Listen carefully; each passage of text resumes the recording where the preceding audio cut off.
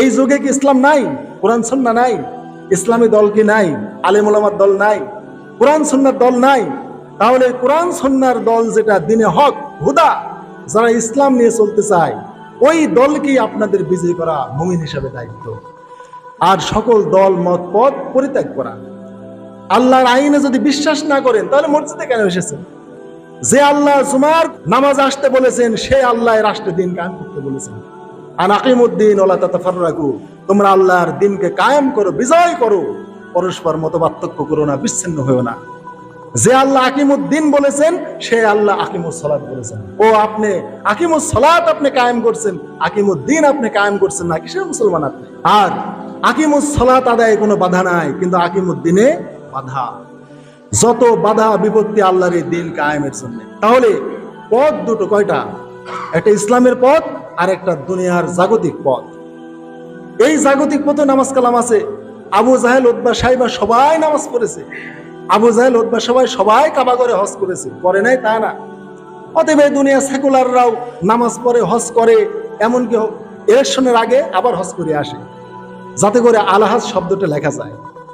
তাহলে সেকুলারেরাও ওই যুগের আবু জাহেল উতবা সাহেবার মতো এই সেকুলার বা জাগতিক দলগুলো নামাজ পড়ে, রোজা করে, হজ করে, দান সদকা করে, সবই করে, কিন্তু ওরা ইসলামকে প্রতিষ্ঠা করতে চায় না।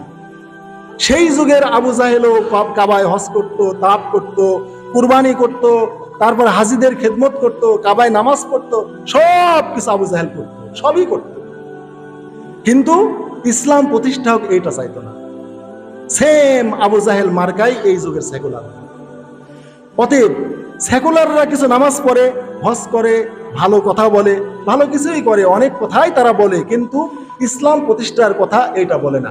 এইটাই আপনার আর আমার মধ্যে পার্থক্য।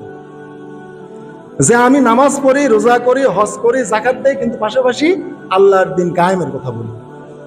আর আপনি নামাজ পড়েন, হজ করেন, যাকাত দেন, সবই করেন, কিন্তু আল্লাহর দিন কায়েমের কথা বলেন না।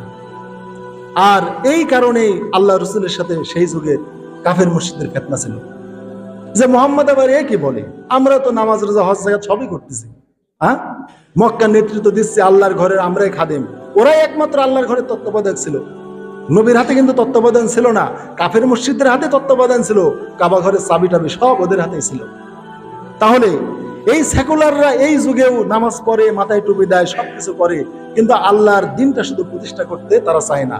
বিশ্বাস করেন তাদের মধ্যে অনেক ভালো আছে, মহানুভব আছে, উদারতা আছে, দানশীলতা আছে, নামাজ পড়ে, হজ করেছে, যাকাত দেয়, অনেক ভালো গুণ আছে।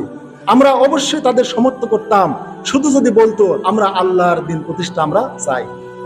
বিশ্বাস করেন আমরা দলে দলে আমরা তাদের দলে যোগ দিতাম, কেননা তখন আপনার মধ্যে আমার মধ্যে কোনো পার্থক্য থাকতো না। বুঝতে পারছেন? তখন আপনার মাঝে আর আমার মাঝে কোনো পার্থক্য থাকতো না, কারণ ইবাদত বন্দেগীতে আমিও যাও, আপনিও তাই, তাই না? নামাজ, রোজা, হজ, যাকাত, তাসবিহ, তাহলিল, আজকে জুমার নামাজে আমিও আইছি, আপনিও আইছেন, দুজনের উদ্দেশ্য কি? নামাজ পড়া। আল্লাহর সকল বিধান আমরা সমান পরিমাণে পালন করছি। আমি বলছি না যে আপনি আমার মতো ইলম নাই, আমার মতো ঈমান নাই, আমার মতো পর্দা করেন না।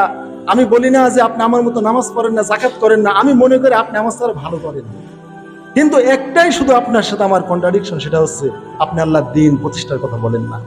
এই কথাটাই যদি আপনি বলতেন তাহলে কোনো আপনার আর আমার মধ্যে কোনো রকমের তফাৎ আর থাকতো না, কোনো ডিভাইডেড কন্ট্রাডিকশন আর থাকতো না। তখন আমি আর আপনি একই গোত্রের ভাই হয়ে যেতাম। কিন্তু একটা বিষয় না বলার কারণে আপনার সাথে আমার এই শত্রুতা, আর এই কারণে আপনারা আমাদেরকে মারছেন, হত্যা করছেন, খুন করছেন। কিন্তু জেনে রাখেন আল্লাহর শিক্ষা আমরা কোনোদিন আপনাদের দিকে হাত বাড়াবো না। এই দুনিয়াতে আমরা মাজলুম হব, জালেম হব না, আমরা নিহত হব, শহীদ হব, কিন্তু কাউকে হত্যা করব না। এটাই আমাদের ইসলাম আমাদের শিক্ষা দেয়।